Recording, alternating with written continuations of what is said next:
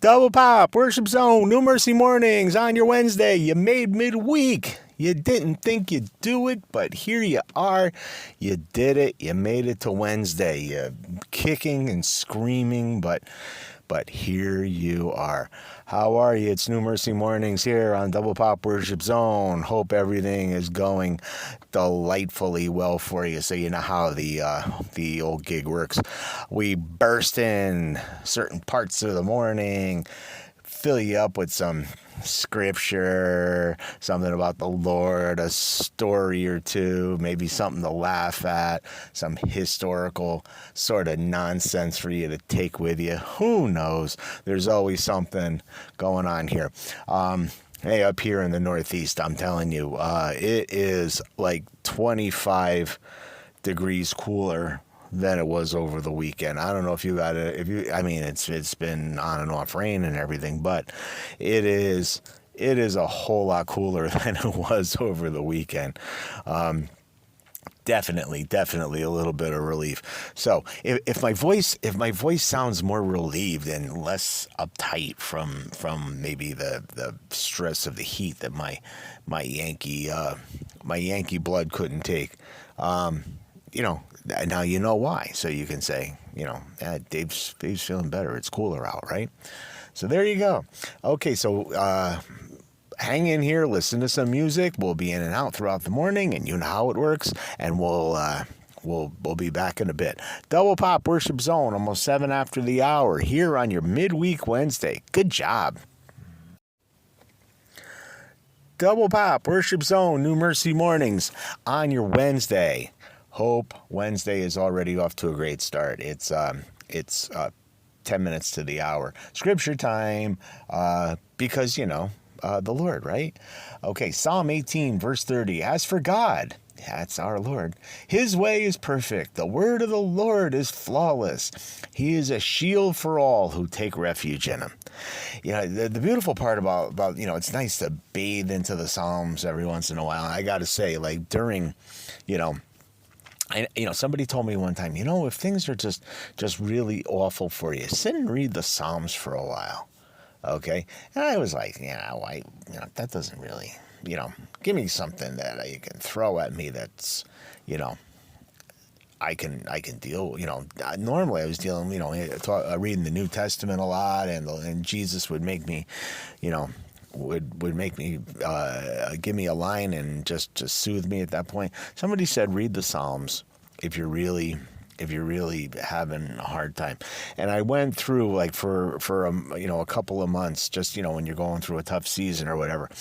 And I sat and read the Psalms, and you just feel every day you just start looking for the beauty of life. Okay. You just start seeing it everywhere.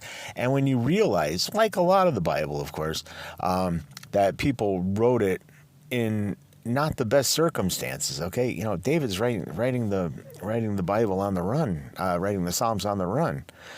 And, it's everybody's in some sort of peril at times, and they're telling you how wonderful the Lord is and how beautiful he is. And you're like, my piddly little problem versus what they're going through, and they're writing all these beautiful words. They're in prison, they're getting beat, they're getting kicked around, and they're just, ready to celebrate the Lord.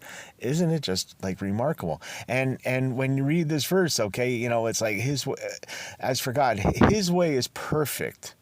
Okay. So, and yours isn't, okay? Mine isn't either.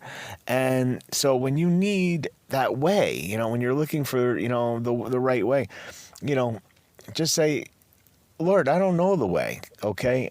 I mean, show me, what is the way? What's the right way right now?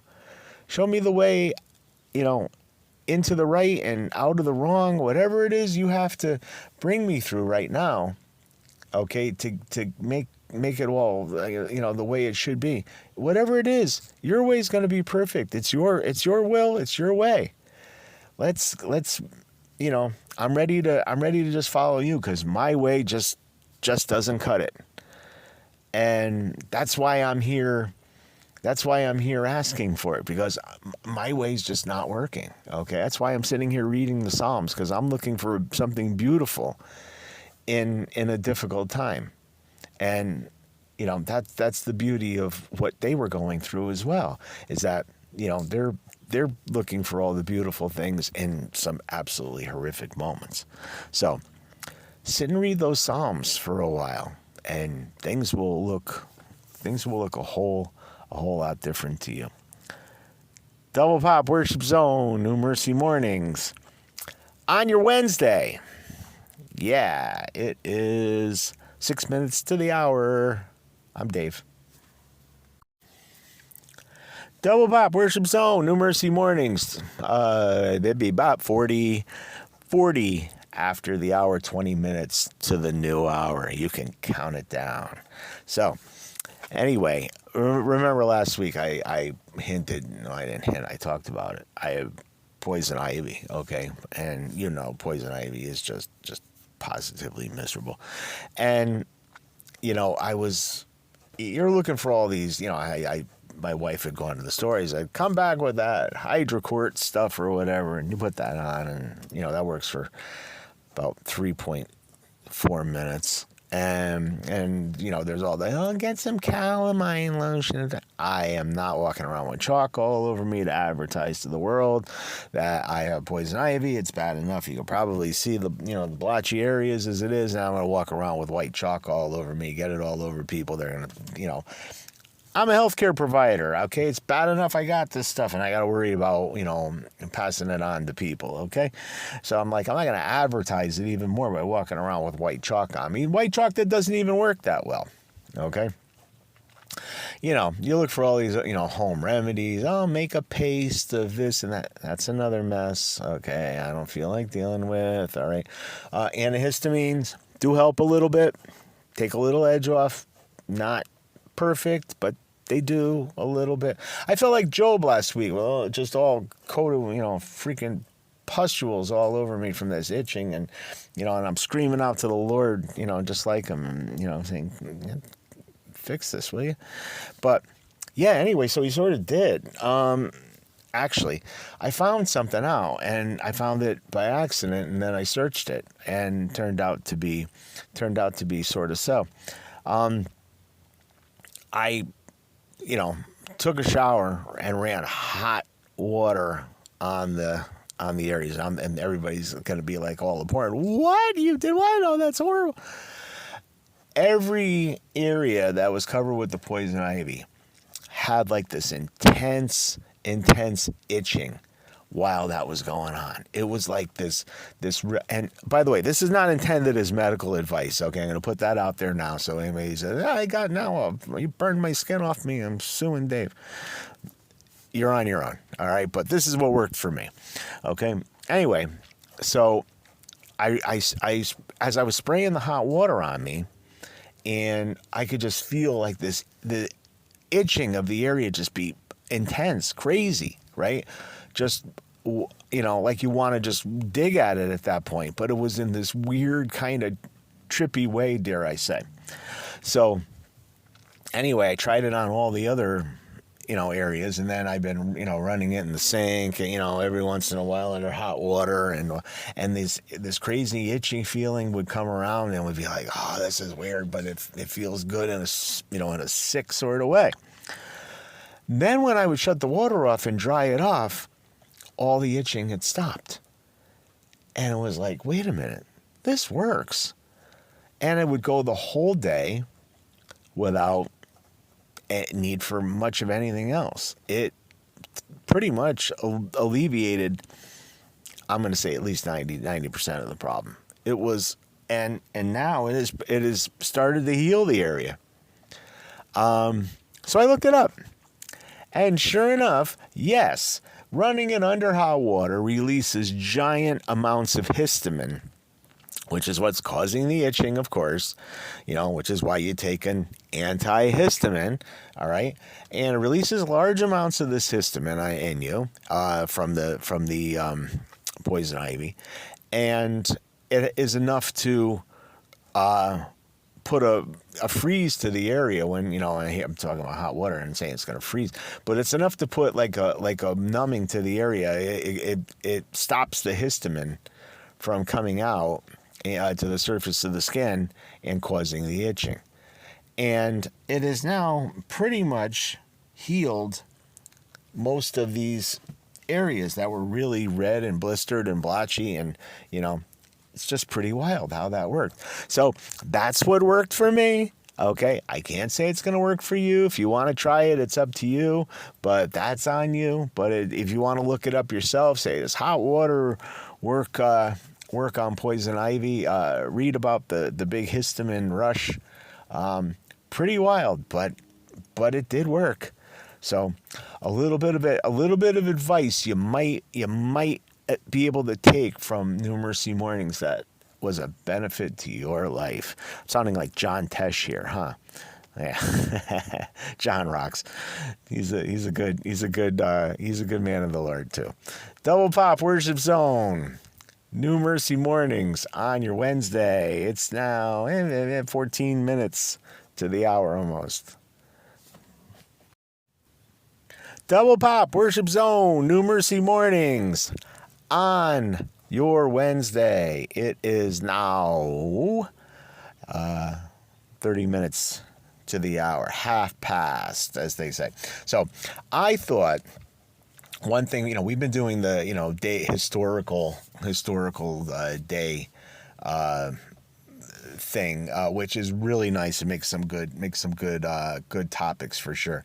But one of the things I stumbled on last a week or two ago that I noticed worked really well here to talk about, minor holiday day.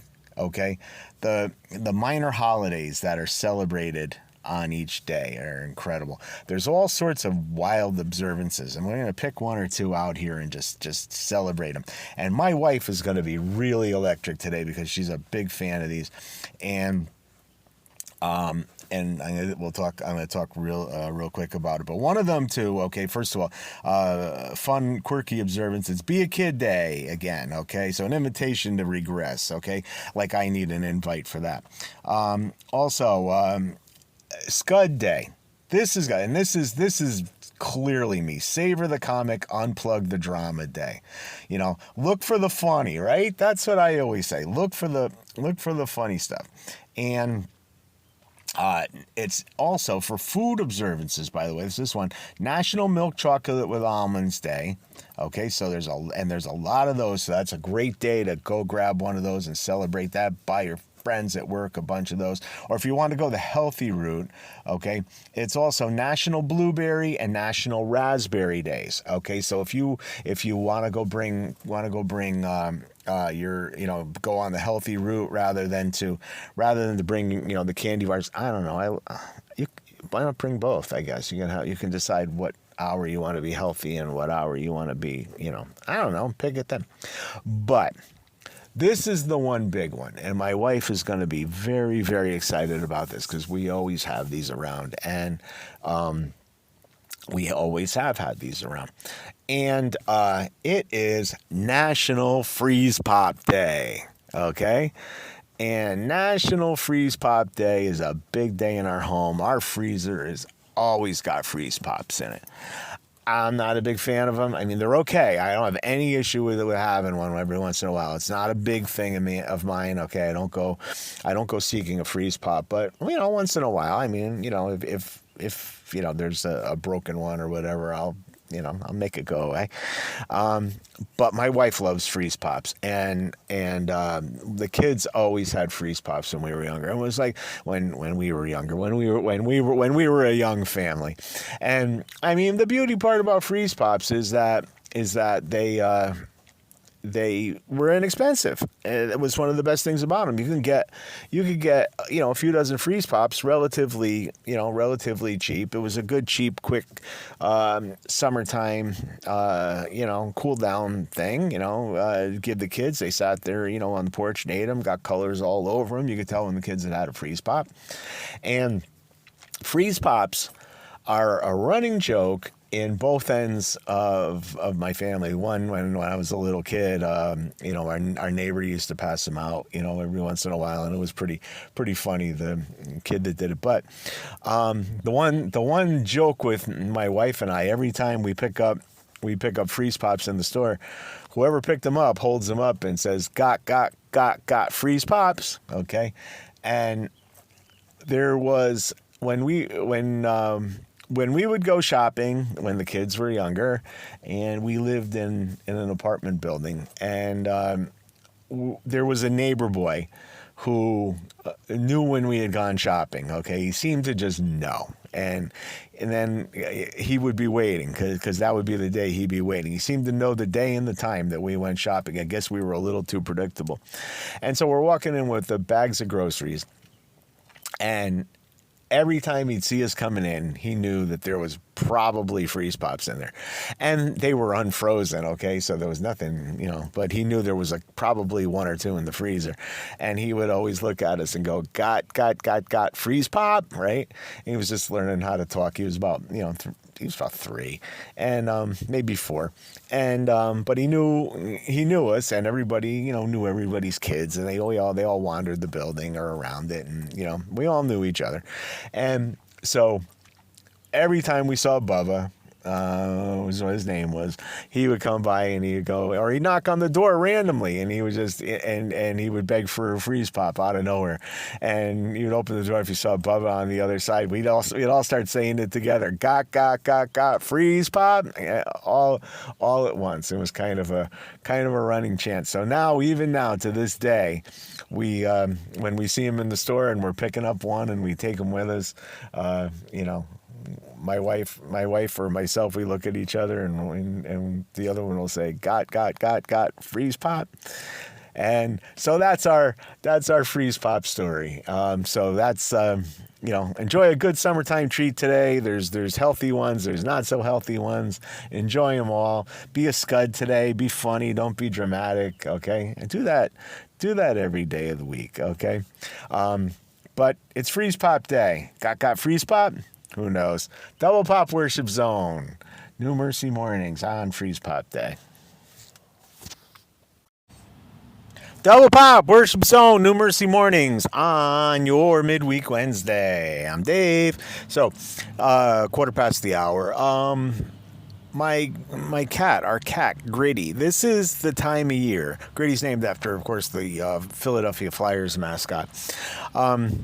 Gritty this is his time of year to shed incredibly. When we got Gritty, we didn't know he was a long-haired cat. Not that would have changed anything, but we didn't know he was a long-haired cat. He basically, starting in, I don't know, usually May, sort of, you start to see pieces of Gritty all over the house. Gritty doesn't even like himself right now. He can't stand big clumps of himself coming off of himself. And you find them all over the place, okay? You can make a whole second Gritty out of all the fur he leaves all over the house this time of year. And it's funny too, because sometimes he'll turn himself into a toy. So you imagine he's his own toy. Okay, he'll make a ball of his fur and whack it around the house every once in a while when he feels like being playful. But he's not the most playful cat. But every once in a while he'll take a clump of his fur and party with it. But yeah, you could find them everywhere. You can make big pieces of Gritty and lump them into a fur ball, and it would look like a whole other cat. And it's hilarious, to do that. But we are sweeping, and you can't sweep them enough. And it's like he's, just when you think you got all the fur all over the place, you find another 4 chunks of it here, and the bedrooms, on the stairs, patio, you name it. It's everywhere in large clumps. And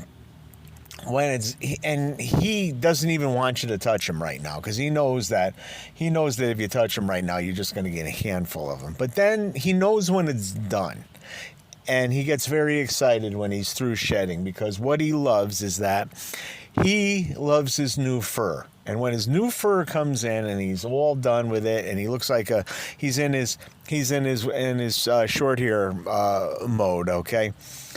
He loves to be pet, and he will constantly, he's not the kind that has to be pet a whole lot normally, but when his fur is nice, he wants to show off his new fur, and he'll come up to you all excited and saying, see, my fur is really nice, pet me now, now you can pet me all you want to, and I won't fall apart. And he knows there's like a difference between shedding gritty and non-shedding gritty, and he's a handsome boy either way, but he loves when his chunks of fur are gone, because he knows he's back to normal, and everybody will want to touch him again, which he likes, of course.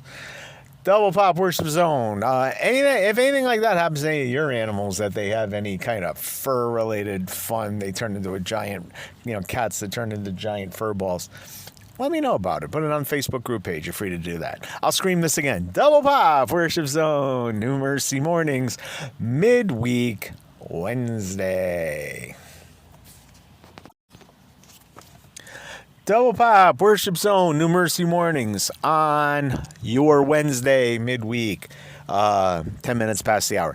So I was talking to a friend. We were talking about the beach. And I'm not a beach guy, okay? I was never really a beach guy. I know there's a lot of people that really, really, really dig the beach, and I lived for 5 years in Westerly, Rhode Island, and it was right on the beach, and quite frankly, even though we could go to the, as residents of the town, we could go to the residential side of the beach, there were just people everywhere, and there was no, everybody and everything, you're like right on top of each other, especially, when the weather gets hot, and, in the, like the days this passed over the weekend, it got to be 100 degrees, and everybody is just right there, and I don't know, to me, and then the parking and the fighting for the spots and everything, and to get onto the beach and to find room and all that, to me, I don't know. That wasn't excitement, okay? I never really enjoyed that kind of thing, I remember going to the beach as a kid, where, Lighthouse Point in New Haven or Fort Hale Park, and there was, it was a little more spread out there, but the beach in Westerly, where, of course, everybody just goes and clamors there. It's a state park and whatever, and it's to be expected. And so we couldn't, I don't know. I just never got into that whole thing. I know my daughter loves the beach. Okay. And I'm not really that much into that. And I just wondered, like how people are really with the beach. We all like to sit waterside and everything and enjoy the cool waves and all that, but I'm just not into like the parking and the clamoring and crowding, and then the expense of if you obviously you can bring your own food and everything, but it's pretty expensive to eat at the concession areas and all that. No, I'm just call me annoying, call me a pain or whatever. It's not really my thing. I used to like when it was back in the day at the beach there, you got to like the second week ish of August, and there was not as many people around. People had gone back to school, people left the area, tourists were starting to dissipate, and it was a little bit easier to get there, and a little bit easy, there was a little more room on the beach, and it wasn't so bad. But now tourists stay longer. They stay longer. They go back right. They wait to the last minute to go back. Now they stay right to the end. Some stay even past that. So the rules of how everybody go about these things are different. I'm kind of wondering how people are with the beach these days. What's your feel on them? Does it really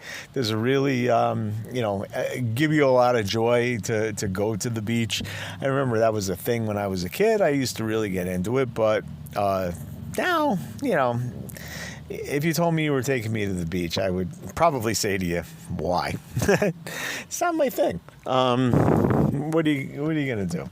Love to hear how you feel about the beach. Let me know the Facebook group page, or reply in the Encore thingy, or whatever you want to do. Give me your take on beach life. Double Pop, Worship Zone, New Mercy Mornings, summertime 26 on Wednesday. Double Pop, Worship Zone. That's going to wrap it up for midweek Wednesday. It's 10 minutes to the hour. Afternoon today. If you missed anything on New Mercy Mornings, you can find it on the Encore section posted on the Facebook group page, or you can go to our YouTube site and you'll find it there, and enjoy any things you may have missed on NMM this morning. 8 o'clock tonight. Also, if you just want to tune into the station and catch the rerun of it there, you can certainly do that. We are on at 8 p.m. And don't miss Night Flight tonight, 10:30. Fall asleep, pray, rest, relax, restore. All with the Lord, with nice, peaceful, tranquil music to help calm and soothe your inner selves and get you ready for the next day tomorrow, waking you up, ready to go to serve the Lord another day. So in the meantime, I'm Dave Double Pop. May Jesus leave the light on for you, and we will catch you again tomorrow. Peace.